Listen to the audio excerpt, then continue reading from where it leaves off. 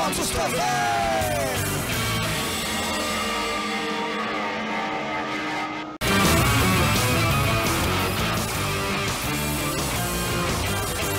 Autos e Motos TV.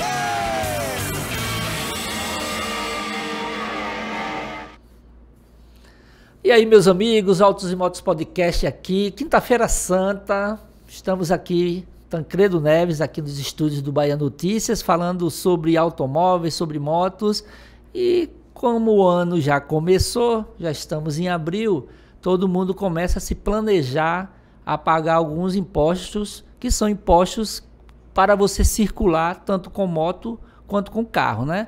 E o IPVA é uma dor de cabeça, mas ao mesmo tempo é um alento, né? A gente sabe que quem paga em dia o IPVA tem alguns benefícios. E aqui no estúdio do Bahia Notícias eu estou com o Coronel Luiz de Souza, especialista em legislação de trânsito, meu companheiro da comunicação da Rádio Metrópole, né, do programa Metrópole Autos.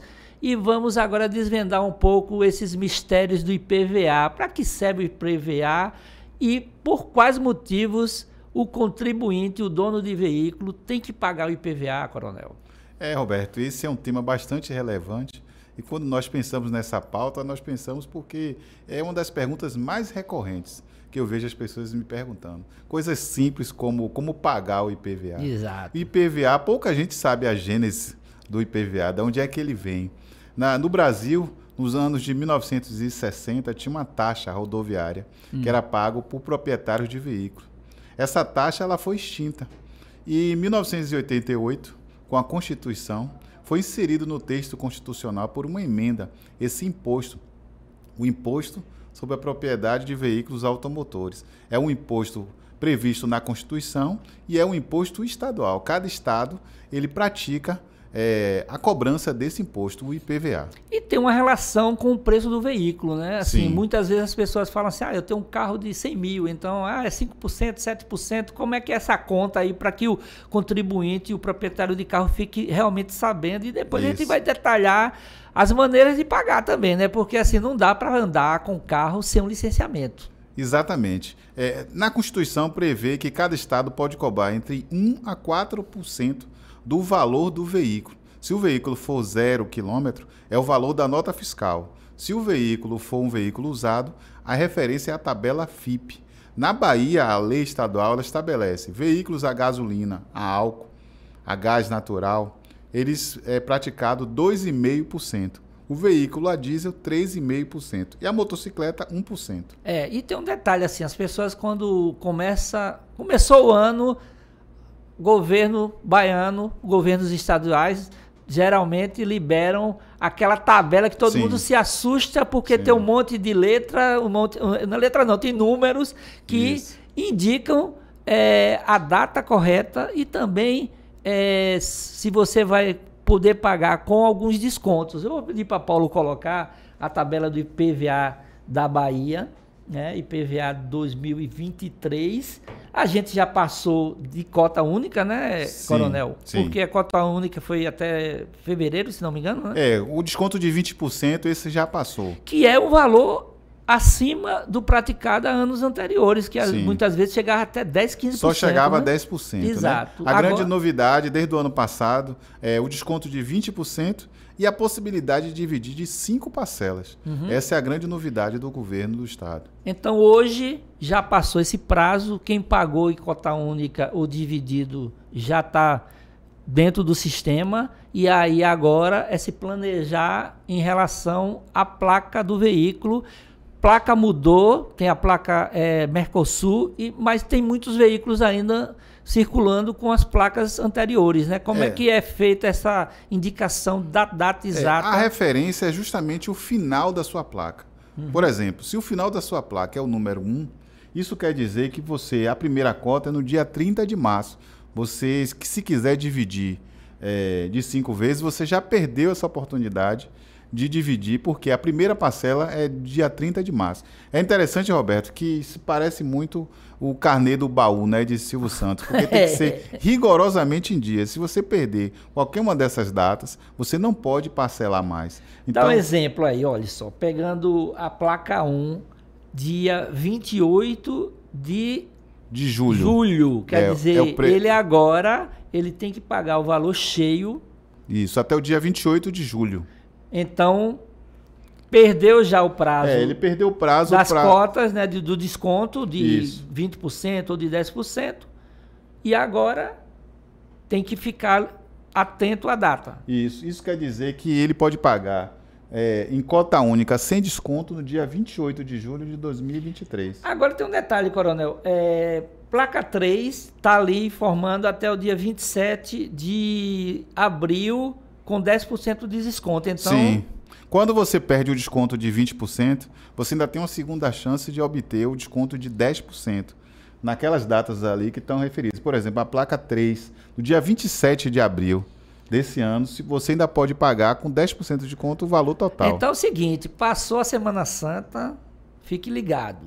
Se você tiver o veículo com placa 3, você tem possibilidade de ter um desconto ainda do IPVA de 10% até o dia 27 de abril. Então tem prazo ainda. Tem prazo ainda. E aí, e as demais... Placa 4, placa 5. Então assim, vamos lá.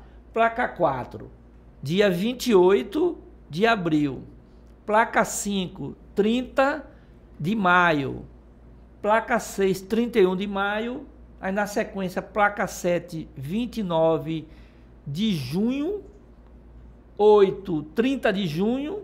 E para completar, placa 9, 27 de agosto. E placa 0, 28 de agosto de 2023. Você consegue pagar com desconto ainda. Com 10% de desconto ainda. E assim, geralmente as pessoas pagam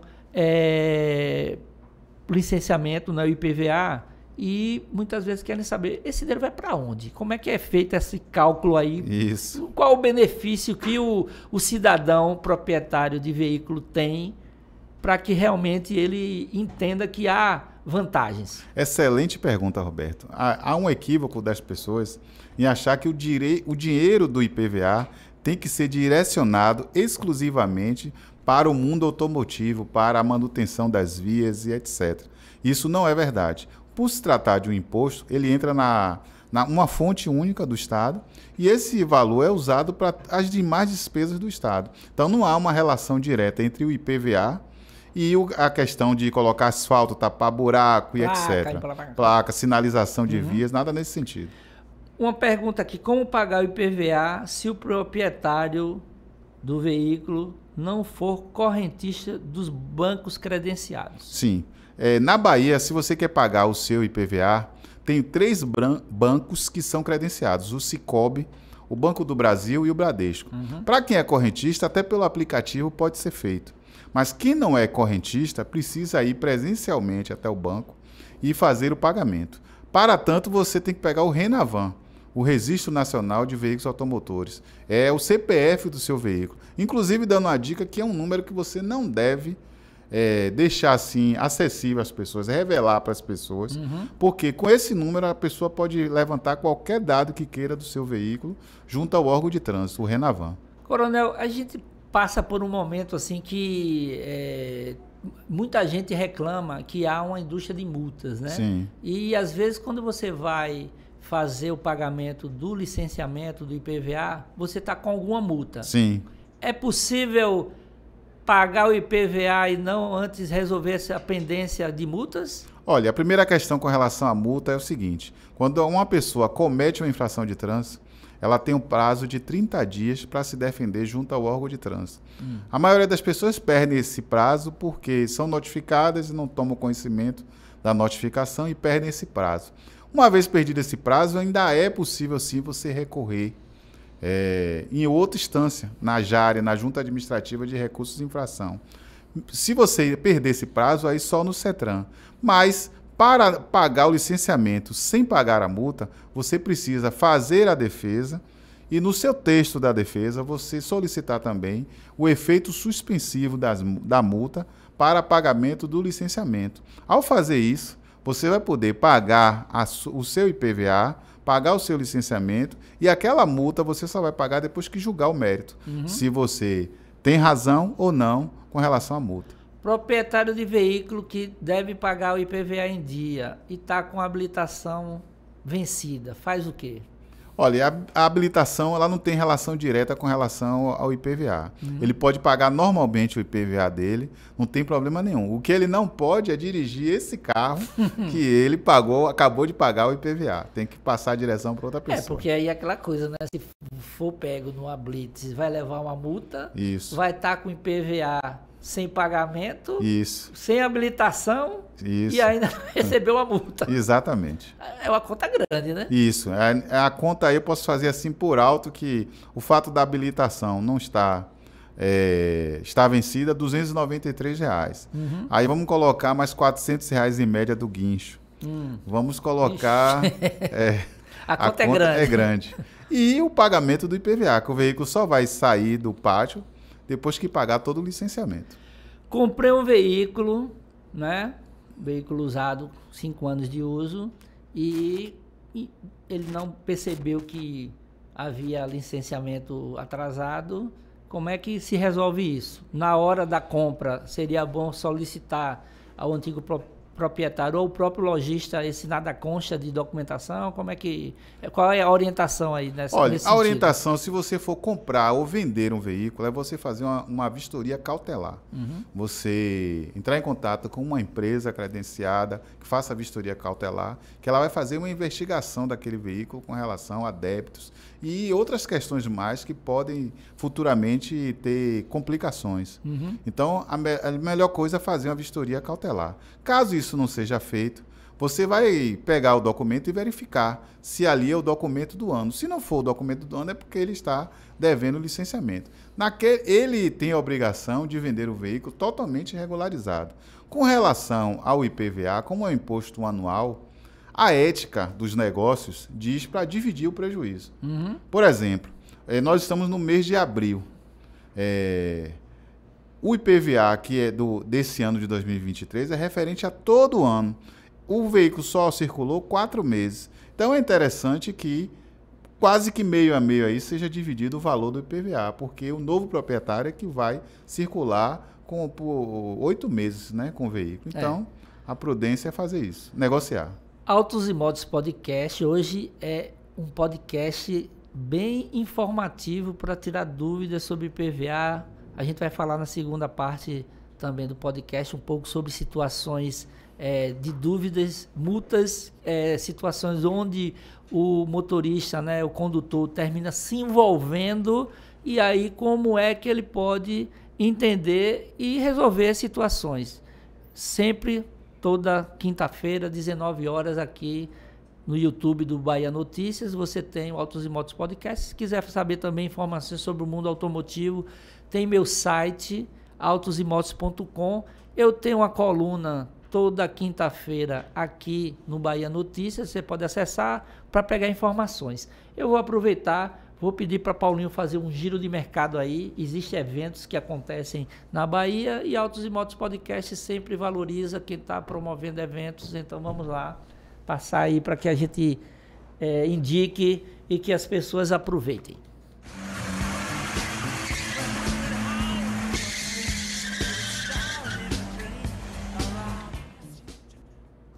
Bem, olha só, aí, Rally da Chapada, evento que eu estou promovendo junto com Patrícia Narma e Valéria Casseb, diretor técnico Roberto Cunha, piloto baiano, 6 vezes campeão brasileiro de Rally 4x4. Na semana que vem, posterior agora à Semana Santa, nós estaremos em Bicoara. A terceira edição será em Bicoara, dia 15 de julho. As inscrições estão abertas já via Simpla, você consegue fazer rapidamente lá. R$150 o valor da inscrição, dá direito a 2 camisas e brindes. Navegador e piloto podem se inscrever nas categorias Turismo 4x2 ou Adventure 4x4. Segue, próximo evento. 16º Encontro de Veículos Antigos, Santo Antônio de Jesus, 29 e 30 de abril. Venha e traga a sua família. E também é bom que vai conhecer carros da indústria automotiva brasileira, como também modelos importados, modelos antigos. E eu vou ter até uma pergunta aqui para o Coronel depois sobre carros antigos, né? Sim. IPVA, que todo mundo acha que existe uma dúvida aí, mas daqui a pouco a gente vai tirar com o Coronel Luiz de Souza. E tem Jiboia Hard Enduro, prova em Castro Alves, 14, 15 e 16 da Federação de Motociclismo da Bahia, Federação Baiana de Motociclismo, nosso presidente, o Elit Yuri, fazendo mais uma prova aí para a turma de moto, a turma que gosta de acelerar, né, no enduro. Essa aí é uma prova bem interessante, que é uma prova, como eles brincam, dura, que é hard, então vai ser em Castro Alves. Pronto, encerrou. Aproveitando que eu citei ali, Coronel Luiz, carros antigos, o Brasil, eu acho que é o único país do mundo onde há uma inversão na cobrança e não cobrança de IPVA, porque carros antigos não cobram IPVA. Em outros países, como os Estados Unidos e Japão, o valor de IPVA, como diz na Bahia, pocando. Então, assim, para você manter um carro antigo, você tem que pagar um imposto bem alto, e é o licenciamento do carro. Como é que é a situação aqui no Brasil? Bem, no Brasil, aqui na Bahia, por exemplo, a lei estipula que veículos que têm mais de 15 anos de fabricação, eles são totalmente isentos de IPVA. Eles deixam de pagar IPVA. Então, se você tem um veículo e ele completou, ele debutou, né? 15 anos? 15 anos. Aí ele não paga mais IPVA. Então é diferente de outros países. E o pior de tudo é o seguinte, que até pode ter um carro que ainda está em linha, sendo vendido, comercializado 0 km, mas você tem um carro, a versão antiga, e você não paga, né? Exatamente. Alguns outros tipos de isenção que acontece pessoas que são portadoras de necessidade especial não pagam IPVA, táxi não paga IPVA, veículos do Estado não pagam IPVA. Então tem uma relação de veículos que são isentos de pagar esse imposto.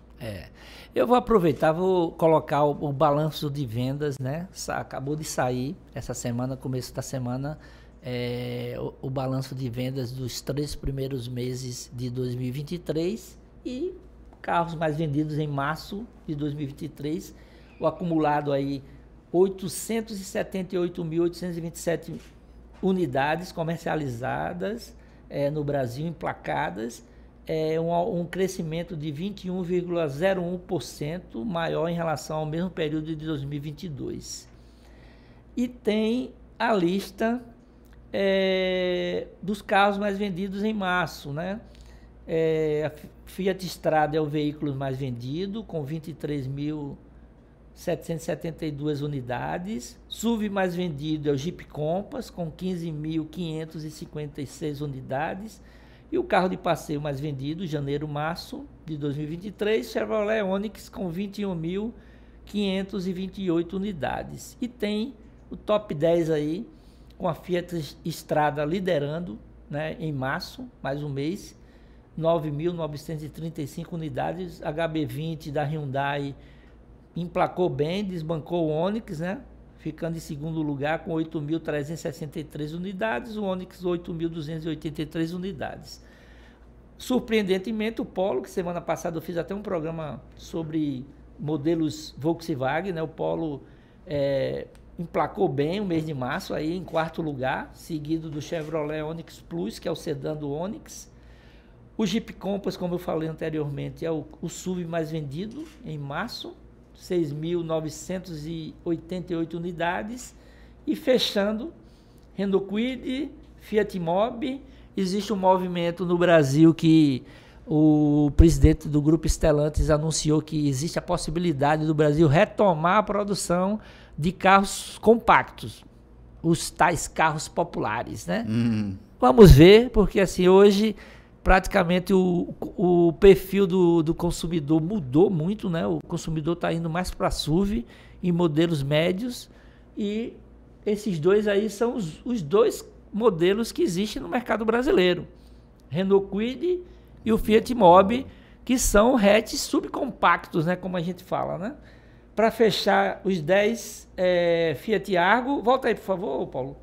Fiat Argo e o Hyundai Creta, o Argo com 6.171 unidades e o Creta 5.851 unidades em março, modelos emplacados segundo dados da FenaBrave. E para fechar, tem aí setor de motos 357.062 unidades, crescimento de quase 30% do mercado de motocicletas. Isso mostra muito que o consumidor brasileiro está optando por comprar moto porque é mais barato, mais em conta. Tem também o item consumo. A moto tem sido muito usada para trabalho, né? As pessoas estão buscando o trabalho de delivery e compram a moto para deslocamento também, né? E as marcas aí, a Honda com 70,62% do mercado brasileiro e a Yamaha na sequência, quase 20%. Essa moto, que é uma marca nova, Shinerai e Haojui, que praticamente substituiu a Suzuki no Brasil. Surpreendentemente, não tem uma BMW aí, não tem outras marcas mais conhecidas nesse ranking de janeiro a março de 2023. Como é que funciona o IPVA de moto? Tem alguma diferenciação? Segue a mesma regra, porém tem um detalhamento, né? Às vezes o valor da moto, ele é um valor tão pequeno que o Estado não cobra o IPVA. É verdade? Tem motos que são motos antigas, que o valor da tabela FIPE já é um valor bem pequeno que eles não cobram. Pronto, eu vou fazer uma série de perguntas. Antes de fazer, eu coloquei nas minhas redes sociais, eu recebi algumas perguntas. A primeira pergunta é a seguinte: ao ser parado em uma blitz sem pagar o IPVA, meu carro vai ser apreendido? Vai sim. Agora, o termo que nós utilizamos hoje não é mais a apreensão, e sim a remoção. A apreensão ela foi abolida do Código de Trânsito Brasileiro e, por isso, confunde o cidadão achando que, se ele não pagar o IPVA, o carro dele não vai ser removido para o pátio. Vai sim. O artigo 230 ainda prevê que o veículo que não estiver devidamente licenciado, que ele é passível de remoção. Porque o Código de Trânsito ele vincula o IPVA ao licenciamento. Então, o Código de Trânsito diz que o veículo só é considerado licenciado quando for pago todas as taxas e multas e impostos vinculados ao veículo.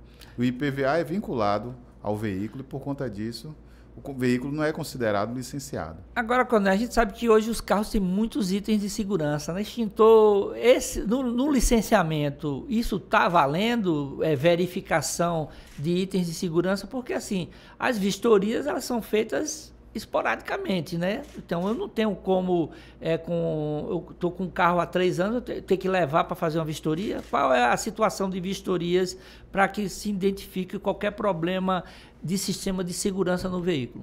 Olha, no Brasil, para fins de licenciamento, só os caminhões, os veículos com mais de 3.500 quilos, que são obrigatoriamente, eles passam por uma vistoria ou uma inspeção para poder ser licenciado.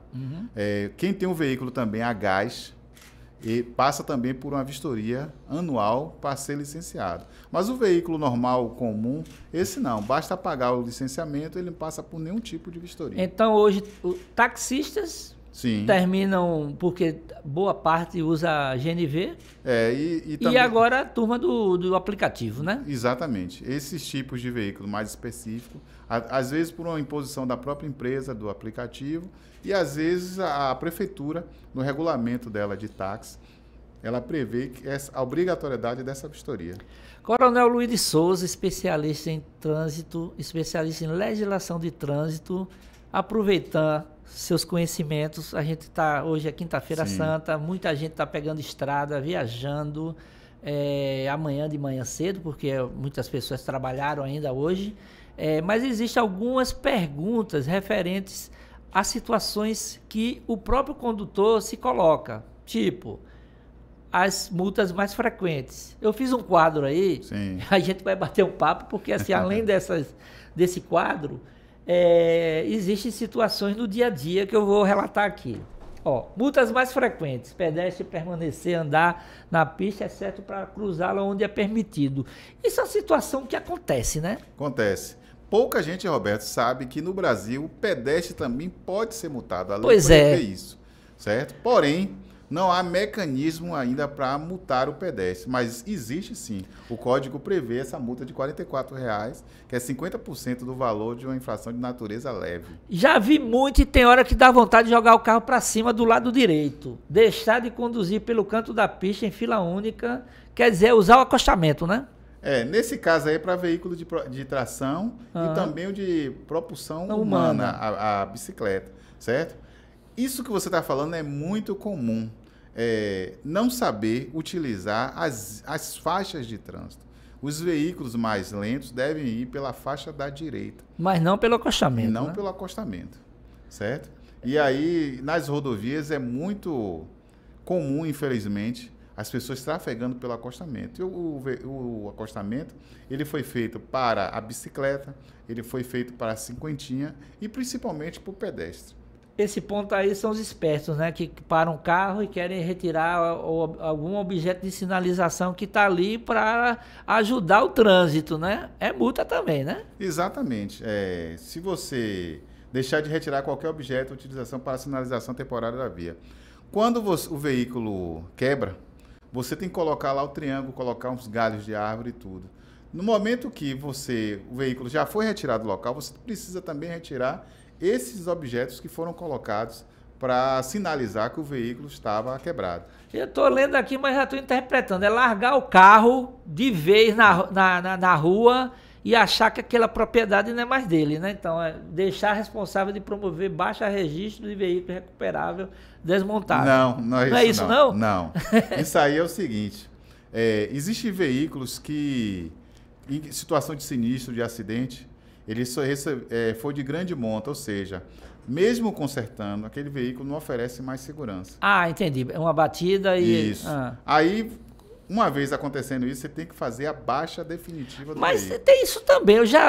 Tem uma época que eu morava na Graça e tinha um Mercedes que estava estacionado lá durante os 4 anos. Isso. E no dia que o carro levaram, eu digo, cadê o Mercedes? O carro tá todo no chão, né? Como diz, né? Isso aí também, largar uma propriedade na via pública não é permitido, né? Não. Inclusive, se for verificado que ele não está licenciado, esse abandono do veículo, o veículo é uma propriedade. E uma das causas, o Código Civil prevê que uma das formas de você perder uma propriedade é o abandono.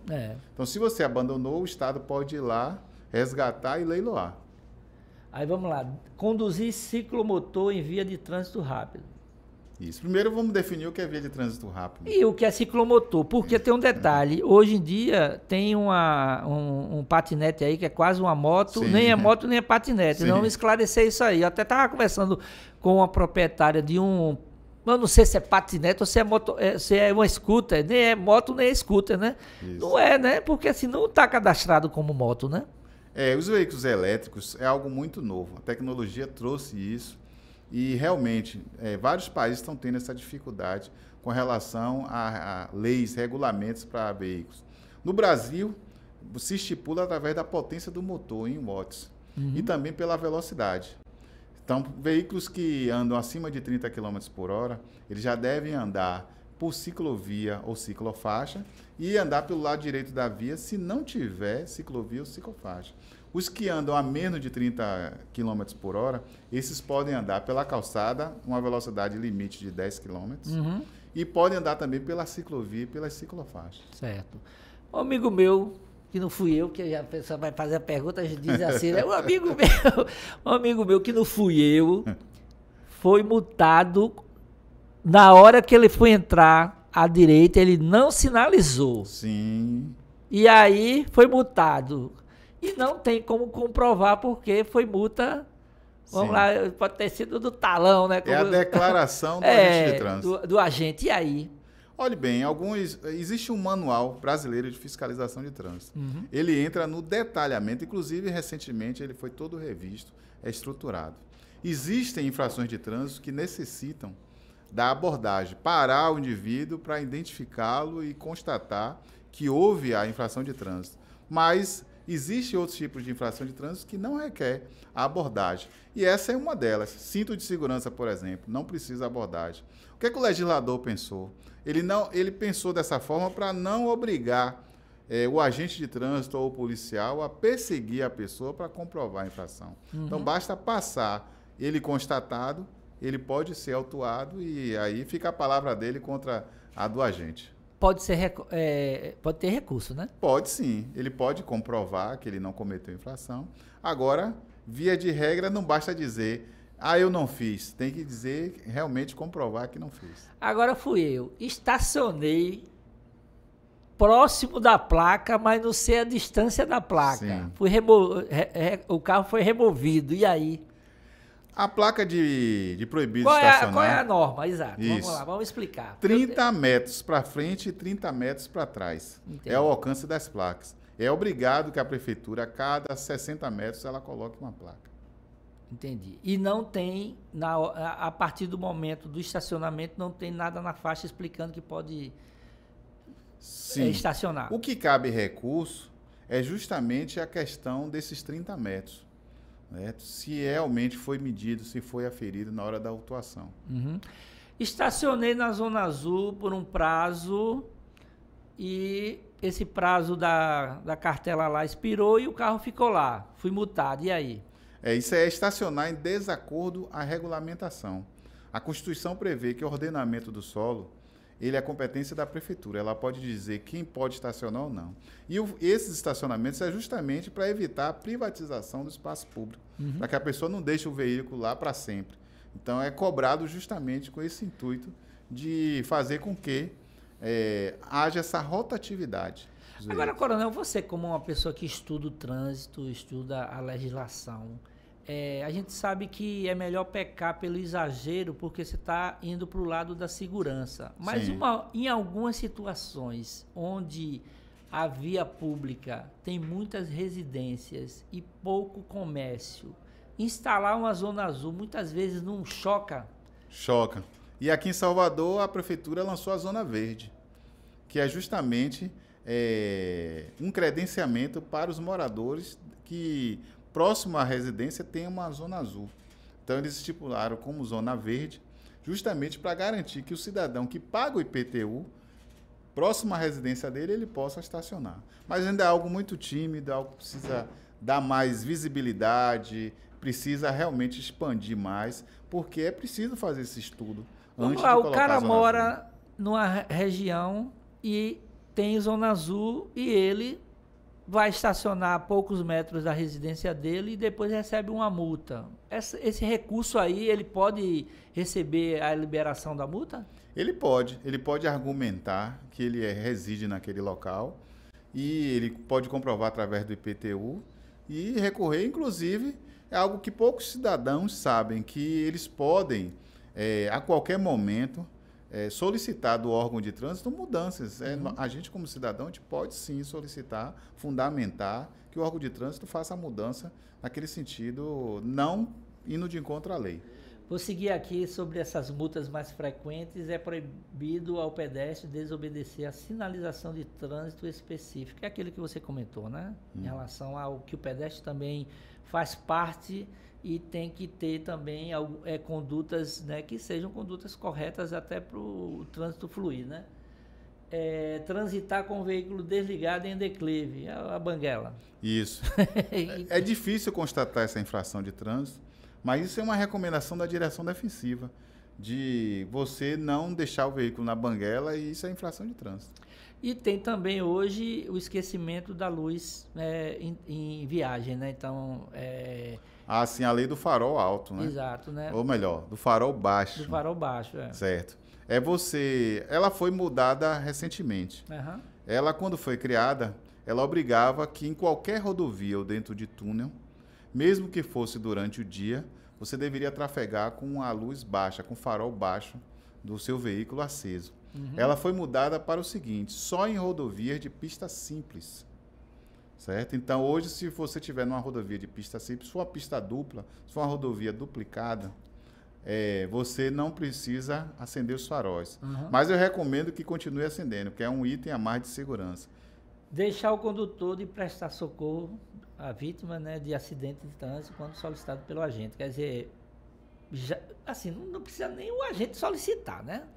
Nesse caso, é o cidadão que não está envolvido diretamente no acidente. Ah, entendi. Uma outra pessoa que está Isso, passando. vai passando aí o agente de trânsito ou policial, dê socorro aqui. E a pessoa não. O código é de 1997. Ao meu ver, esse artigo ele está defasado. Porque hoje, quando nós falamos em prestar socorro, é prudente que você deixe a vítima imobilizada e ligue para o serviço médico de urgência. Nesse caso, você está movimentando a vítima e conduzindo. Então, é um conceito antigo de 1997. O conceito hoje de prestar socorro é o contrário disso aí. É você isolar o local, imobilizar a vítima, evitar mexer nela. No caso até de motociclista, não retirar o capacete e ligar para o serviço médico de urgência. E um detalhezinho, quando estiver no local, você tem que garantir que o trânsito continue a circular, porque senão a ambulância do SAMU não tem condições de chegar. Né?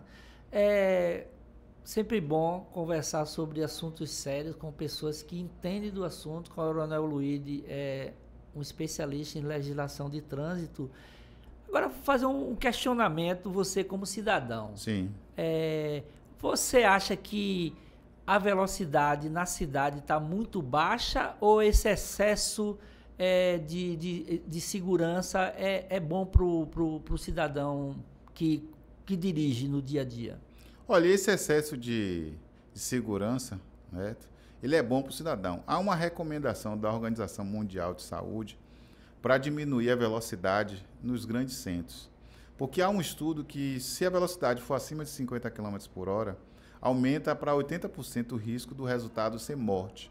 Agora, não podemos confundir fluidez, velocidade ser igual a fluidez, nem sempre, certo?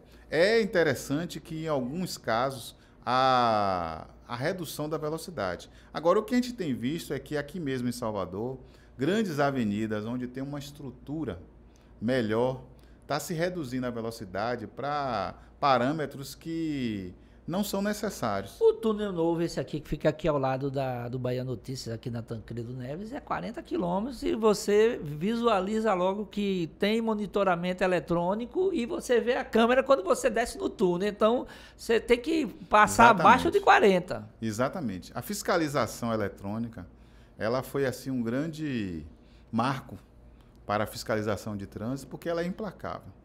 Ela não perdoa, ela realmente registra, e as pessoas hoje têm que ficar muito atentas com relação aos radares de velocidade, as velocidades. Eu dou uma dica para você que vai viajar agora na Semana Santa, ao se aproximar de cidades, de centros urbanos, já fique com a expectativa de ter um radar ali.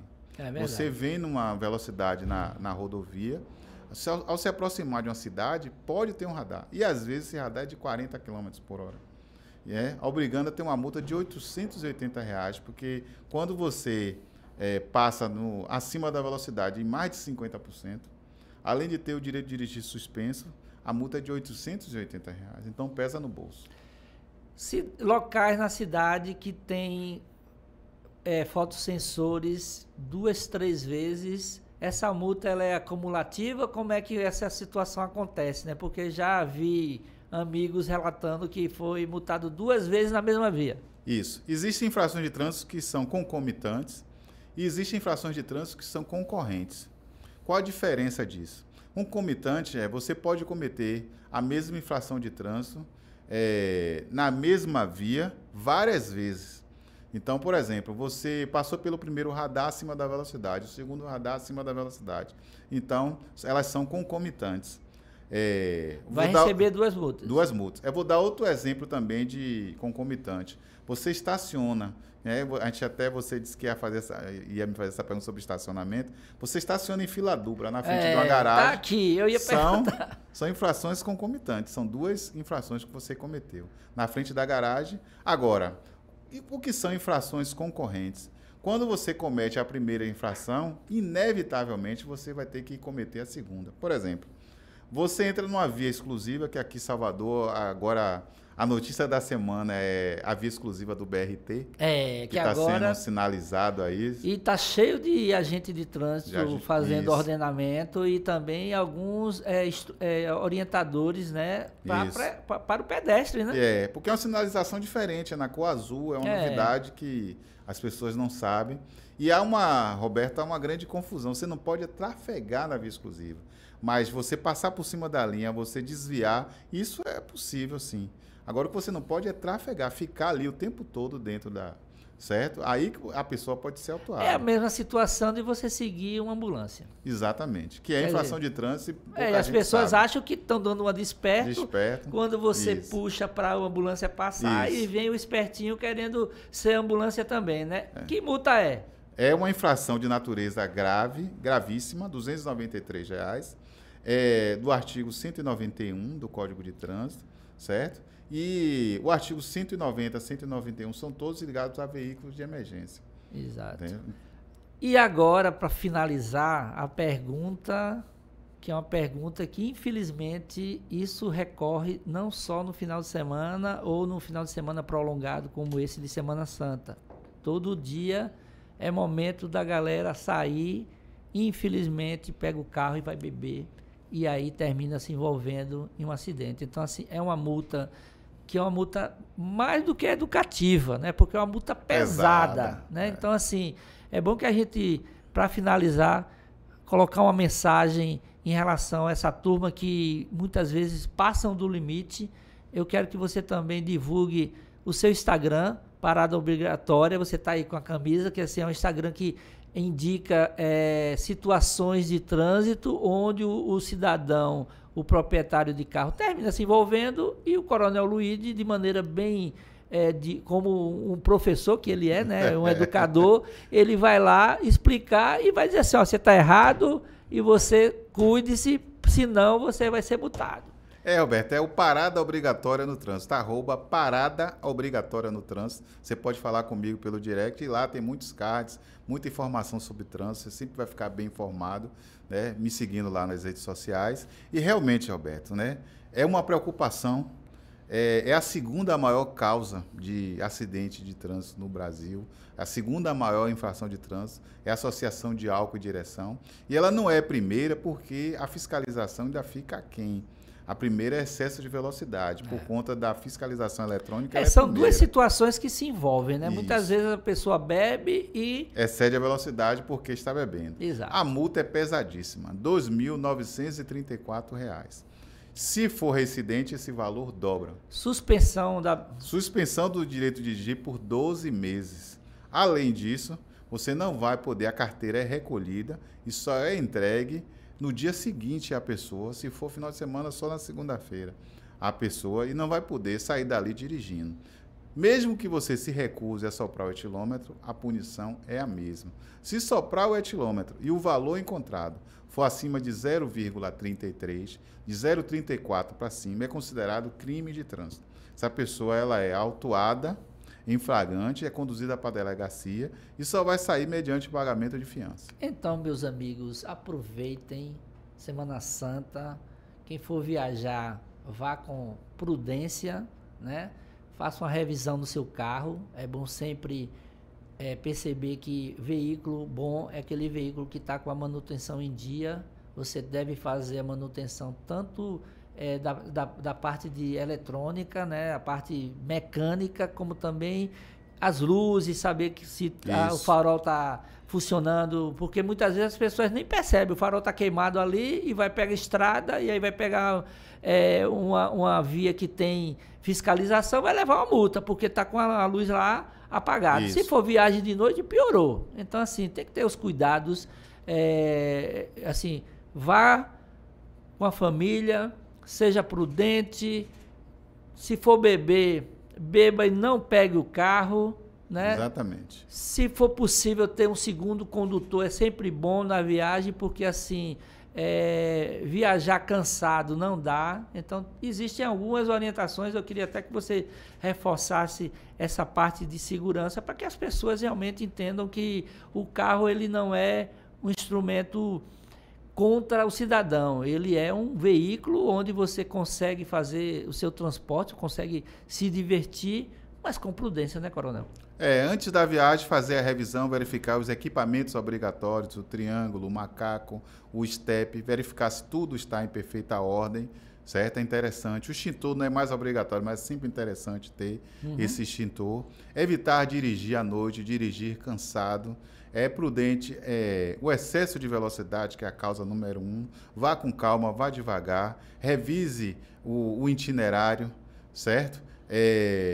É interessante também, como uma das medidas assim de segurança que eu mais falo para as pessoas com relação, é a ultrapassagem.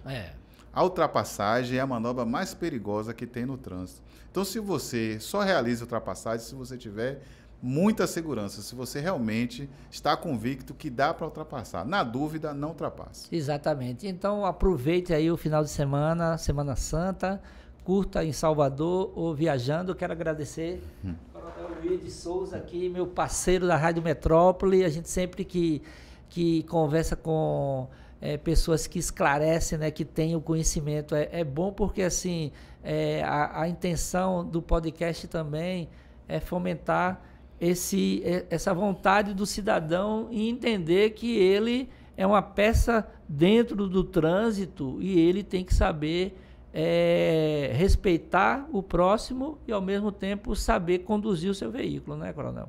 Com certeza, né? A pressa é inimiga da segurança e trânsito é local de vida. Nós estamos nos aproximando agora do Maio Amarelo, né, que é um mês inteiro destinado à segurança no trânsito, e é um mês de conscientização, de você entender que trânsito é para a vida e não para a morte.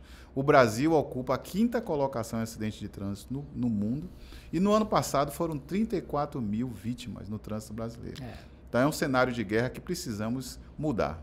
Exatamente. Autos e Motos Podcast, toda quinta-feira, 19 horas, no YouTube do Bahia Notícias. Você pode também assistir no meu autosimotos.com e também aqui no Bahia Notícias. E como eu gosto de encerrar, aproveite antes a viagem, aproveite o final de semana, a Semana Santa e vamos acelerar!